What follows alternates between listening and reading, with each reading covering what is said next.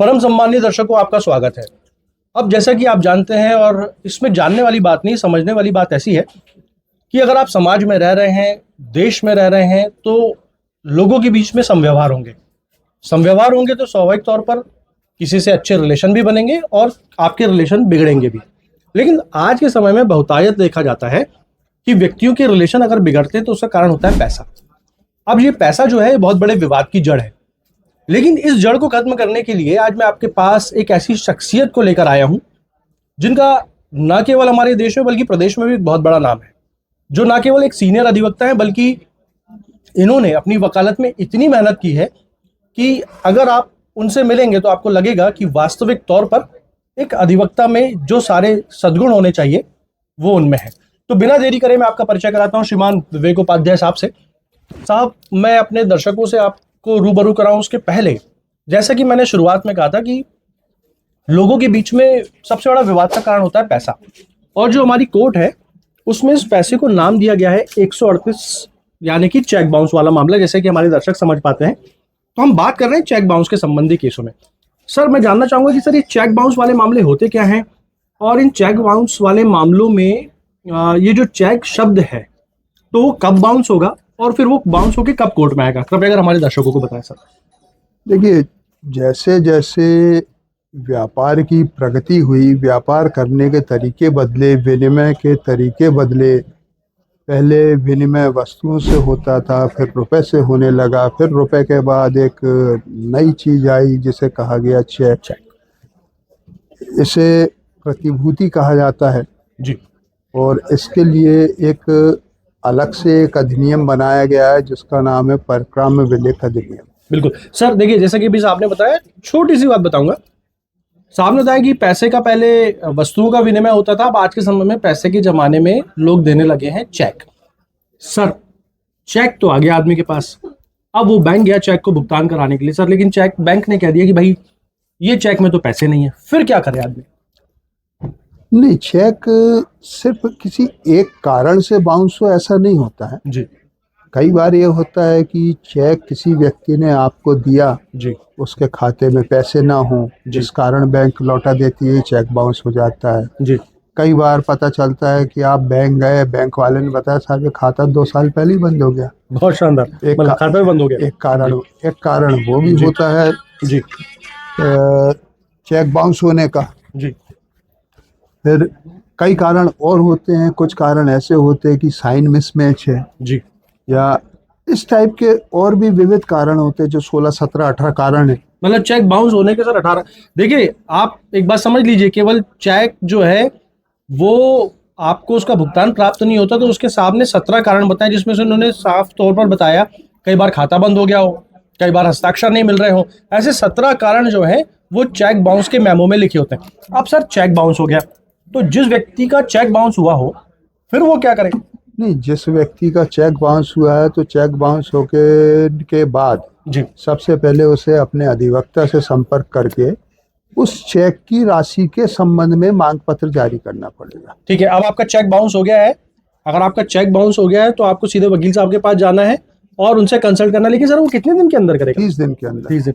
Cheque bounce होने के 30 दिन के अंदर आपको अपने वकील साहब के पास जाना जरूरी है। वकील साहब पास जाना नहीं, 30 दिन के अंदर आपके वकील साहब से संपर्क करके सामने वाले को नोटिस देना अनिवार्य। देखिए, समझ लीजिए, आपका चेक बाउंस हुआ है, चेक बाउंस का मेमो आपको बैंक से मिल गया है, तो आप वकील साहब के पास जाने में देर ना करें, क्योंकि साहब को 30 दिन के अंदर ही अंदर सारी कार्यवाही कर लेना है। फिर उसके सर ये चेक बाउंस का हमने नोटिस दे दिया, फिर 30 दिन में जब आप नोटिस देते हैं जी, उसके बाद जिस तारीख को सामने वाले को नोटिस प्राप्त होता है जी, उसे नोटिस प्राप्त होने की दिनांक से जी, 15 दिन तक आपको उस नोटिस के अनुपालन में राशि के भुगतान की प्रतीक्षा करना अनिवार्य है। मतलब हमने जैसे नोटिस दे दिया है, उसके बाद हम 15 दिन वेट करेंगे। जब वो सामने वाले को मिल गया, वहां से हम 15 दिन का वेट करेंगे कि साहब आप 15 दिन तक हमारे पैसे दे दीजिए। हाँ, फिर उसके बाद यदि 15 दिन में वो पैसे नहीं देता है तो आप अगले 30 दिनों के अंदर उसके खिलाफ न्यायालय में केस ला सकते हैं। देखिए, जब आप किसी ज्ञानी व्यक्ति के साथ बैठते हैं तो आपको वो बहुत आसानी से समझाते हैं। क्या समझाया?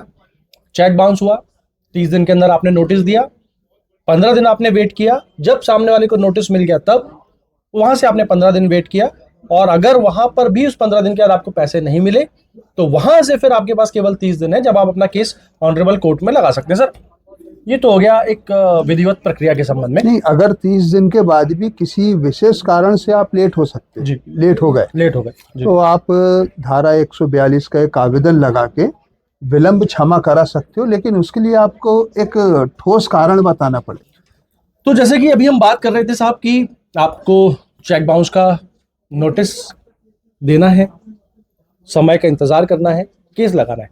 अब सर केस व्यवस्थित लग गया, कोर्ट फीस लग गई, हम ऑनरेबल कोर्ट के सामने पहुंचे, तो सर जो व्यक्ति केस लगाता है उसको क्या कहा जाता है और जिस व्यक्ति के खिलाफ केस चेक बाउंस हुआ उसको क्या कहा जाता है सर? जो व्यक्ति चेक लगाता है उसे परिवादी कहा जाता है, और जिस व्यक्ति के खिलाफ केस लगाया जाता है, जिसने चेक जारी किया है, जी। उसे अभियुक्त कहा जाता तो है। सर ये भी केस क्या क्रिमिनल मैटर में आते हैं या सिविल मैटर में? ये पहले सिविल था, जी। बाद में चूंकि चेक बाउंस की बहुतायत हो गई, बहुत ज़्यादा केस आने लगे, लोग चेक देके यानी उसका भुगतान नहीं करते थे, तो फिर जब सरकार ने देखा कि बहुत ज़्यादा परेशानियां हो रही, तब फिर इसमें क्रिमिनल एक प्रावधान करके सज़ा का प्रावधान किया गया, जी। जिसमें चेक बाउंस होने पे 1 साल तक की सज़ा और चेक की राशि से डबल तक के जुर्माने का प्रावधान है। तो देखिए आपका अगर चेक बाउंस हो गया है या आपके खिलाफ चेक बाउंस हो गया है तो अब ये मैटर जो है क्रिमिनल मैटर में आता है, जिसमें आपको जेल तक जाने की नौबत पड़ सकती है। सर मैं ये जानना चाहता हूँ कि अब कोर्ट में जब ये मामला पहुंचता है, माननीय न्यायालय के समक्ष पहुंचता है, तो सर वो किन चरणों में चलता है? जैसे हो सकता है उसमें ट्रायल होता हो, तो सर वो उसकी थोड़ी सी व्याख्या हमारे दर्शकों को बताएं। 138 के जो मैटर्स हैं ये एक्चुअली समरी ट्रायल है जी। इसको 6 महीने के अंदर डिसाइड हो जाना चाहिए जी। लेकिन कई बार जो कुछ टेक्निकल कारण होते हैं उनके चलते समय ज़्यादा लग जाता है जी।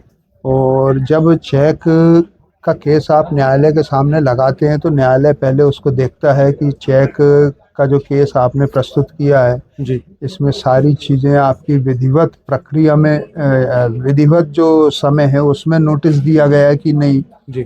अगर मान लो आदमी ने नोटिस विधिवत ना दिया तो उसका केस खारिज हो सकता है? तो उसका केस खारिज हो सकता है। और मतलब सबसे पहले समझ लीजिए ये जो समयावधि बनाई गई है, जब ऑनरेबल कोर्ट ये सारी चीज़ें चेक करेगी तो उसमें अगर आपने कहीं आगे पीछे गड़बड़ की है तो फिर आपको लाभ नहीं मिलने वाला। इसीलिए चेक के केस व्यवस्थित तौर पर जो इस मामले के जानकार अधिवक्ता हैं उनसे ही लड़ाना बेहतर होता है। तो सर जब ऑनरेबल कोर्ट के पास पहुंचा, कोर्ट ने देखा कि सब कुछ प्रॉपर है और केस रजिस्टर्ड हो गया हमारा, केस उसको रजिस्टर्ड करती है कोर्ट। जब केस हमारा रजिस्टर्ड हो गया, हाँ। अब उसके बाद सर फिर की गवाही की क्या? रजिस्ट्रेशन के बाद अभियुक्त की उपस्थिति के लिए नोटिस जारी किया जाता है। अच्छा, तो मतलब क्या उसको पुलिस गिरफ्तार करके लाती है या फिर क्या कार्यवाही होती है उसमें? पहले नोटिस जारी होता है। जी। पहले नोटिस जारी होता है, नोटिस जारी होने के बाद जब उसको नोटिस तामील हो जाता है तब फिर और वो आके उपस्थित नहीं होता तब न्यायालय जमानती वारंट जारी करती है। अच्छा। जब जमानती वारंट भी तामील हो जाए और वो उपस्थित होकर न्यायालय में अपनी जमानत ना करा तब गिरफ्तारी वारंट जारी की। हालांकि अभी साहब ने बहुत अच्छा शब्द का इस्तेमाल किया, वारंट। ये भी एक बहुत बड़ा विषय है, कभी हम साहब से इस मुद्दे पर भी चर्चा करेंगे कि सर ये वारंट क्या होता है। लेकिन अभी एक आपने बहुत इंटरेस्टिंग चीज बताई कि सर पहले ऑनरेबल कोर्ट ने कहा कि आप समन्स के माध्यम से आइए, फिर आपके खिलाफ जमानती वारंट आया, फिर आपके खिलाफ गिरफ्तारी वारंट आया। व्यक्ति अगर मान लीजिए उपस्थित हो जाता है, कोई मुलजिम जो है उपस्थित हो गया, उसके बाद फिर क्या करेगा? उपस्थित होकर उसे अपनी जमानत करानी होगी। अच्छा, इस मामले में जमानत अनिवार्य है? जमानत अनिवार्य है जी। जमानत होने के बाद फिर न्यायालय उनके खिलाफ आरोप तय करेगी जी। आरोप तय होने के बाद उसमें गवाही होगी जी। दोनों पक्षों को अपनी बात रखने का न्यायालय बराबर मौका देगी। मतलब अभियुक्त का भी एक वकील होगा और परिवादी का भी एक वकील? बिल्कुल, दोनों का वकील होगा। दोनों के वकील एक दूसरे के गवाहों को जांच करेंगे, उनके पक्ष न्यायालय के सामने रखेंगे। जी। वो सारा पक्ष रखने के बाद फिर न्यायालय फैसला करेगी क्या सही है क्या गलत है। अगर साहब आपसे बात करते जाएंगे तो ये वीडियो बहुत बड़ा होता चला जाएगा, क्योंकि अब आपने एक बहुत अच्छी बात बताई कि अभियुक्त भी अपनी बात रख रहा है और परिवादी भी अपनी बात रख रहा है। हालांकि ये एक बहुत बड़ा विषय हो जाएगा कि सर अभियुक्त को अपने बचाव में क्या कहना चाहिए, परिवादी को अपने बचाव में क्या कहना चाहिए, वो एक अलग विषय है। तो हम उस मुद्दे पर कभी और चर्चा करेंगे तो बहुत वीडियो बड़ा हो जाएगा। लेकिन सर मैं सिर्फ इतना जानना चाहूंगा अंतिम कि सर जैसे मान लीजिए कोई व्यक्ति अपना केस जीत गया, हाँ, मान लीजिए परिवादी अपना केस जीत गया या अभियुक्त अपना केस जीत गया, हाँ, तो उसके बाद फिर वो क्या करे? कहाँ पर जाकर अपनी गुहार सुनाएगी, नहीं साहब मेरे खिलाफ जो है ये चीजें सही नहीं थी, मैं सही चीज नहीं रख पाया, अब मुझे उसकी ऊपर अपील करना है, या जो भी उसकी विधिक प्रक्रिया है वो थोड़ा हमारे दर्शकों को अभी जो वर्तमान परिस्थिति है, इसमें जो प्रकरण चलता है वो सामान्यतः न्यायिक दंडाधिकारी प्रथम श्रेणी के न्यायालय में चलता है। मतलब प्रथम श्रेणी, माननीय प्रथम श्रेणी के यहाँ पर ही केस चलेगा। हाँ। जी।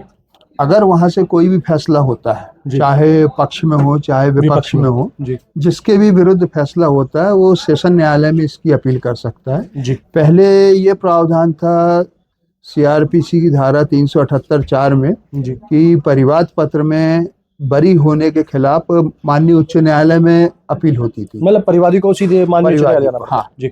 लेकिन अब शायद लेकिन सजा के मामले में यही अपील हो सकती थी। जी। लेकिन अब अभी जो लेटेस्ट एक नया माननीय सुप्रीम कोर्ट ने व्यवस्था दी है कि इसको भी पीड़ित व्यक्ति मान लिया है परिवादी को, कि अगर वो केस हारता है परिवादी, तो उसको पीड़ित मानकर उसका भी अपील यहीं सेशन न्यायालय को करने के अधिकार दे दिए।